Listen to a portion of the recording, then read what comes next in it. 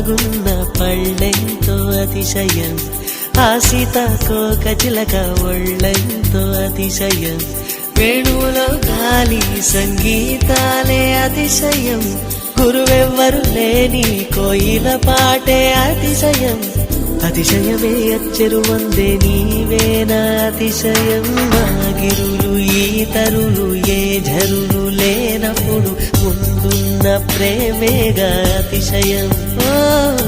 16 ప్రయాణ పరువల్లో అందరికీ పుట్టేటి ప్రేమేగా అతిశయం.